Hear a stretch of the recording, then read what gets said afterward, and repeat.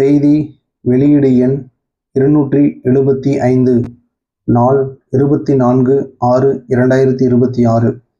கவியரசு கண்ணதாசன் அவர்களின் 100வது பிறந்த நாளை முன்னிட்டு மாண்புமிகு அமைச்சர் பெருமக்கள் அன்னாரது திருவுருவ சிலைக்கு மாலை அணிவித்து மலர் தூவி மரியாதை செலுத்தினார்கள்.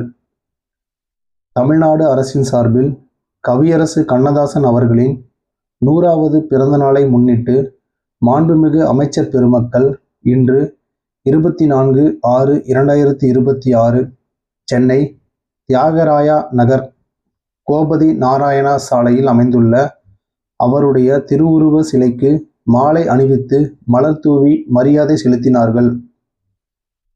கவியரசு கண்ணதாசன் அவர்கள் சிவகங்கை மாவட்டம் திருப்பத்தூர் அருகிலுள்ள சிறுகூடல்பட்டியில் 24/6/1927 அன்று சாத்தப்பன் விசாலாட்சி தம்பதியருக்கு மகனாக பிறந்தார். இவரின் இயற்பெயர் முத்தையா. சிறுகூடல்பட்டி பள்ளியில் ஆரம்ப கல்வியும் அமராவதி புதூரில் பள்ளி படிப்பையும் பயின்றார்.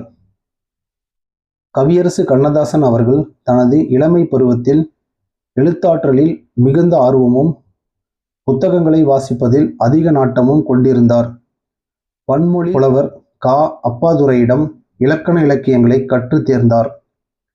கவியரசு கண்ணதாசன் அவர்கள் கம்பராமாயணம் மற்றும் பாரதியாரின் பாடல்களில் மிகுந்த ஈடுபாடு கொண்டவர். கவியரசு கண்ணதாசன் அவர்கள் கவிதைகள், இலக்கியம், சிறுகதைகள், நாடகங்கள் போன்றவற்றில் தனித்தன்மையோடு சிறந்து விளங்கினார். திருமகள், திரைஒலி, மேதாவி, சண்டாமாருதம், தென்றல்,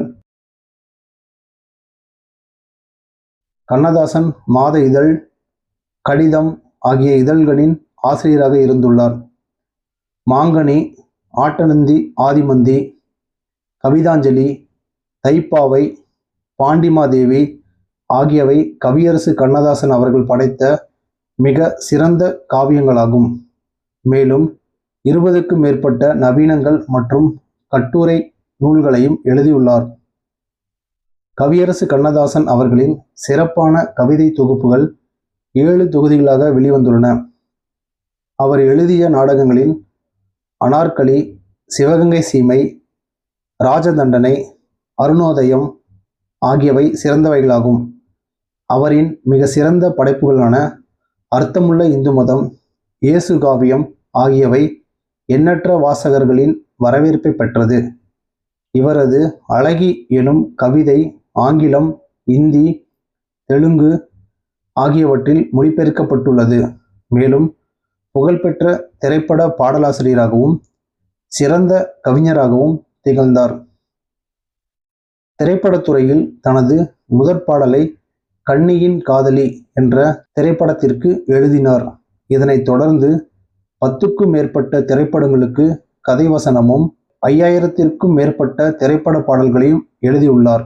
1970ஆம் ஆண்டு ஒன்றிய, மாநில அரசுகளில் சிறந்த பாடலாசிரியர் விருதுகளை பெற்றார். 1978ஆம் ஆண்டு தமிழ்நாடு அரசின் அரசவை கவிஞரானார். 1979ஆம் ஆண்டு சாகித்ய அகாதமி விருது பெற்றார். தனது சிறப்பான பாடல்கள் மூலம் உலகில் உள்ள தமிழர்களின் நெஞ்சமெல்லாம் நிறைந்துள்ள கவிஞர் கண்ணதாசன் அவர்கள் மறைந்தும் வாழ்ந்து கொண்டு இருக்கிறார்.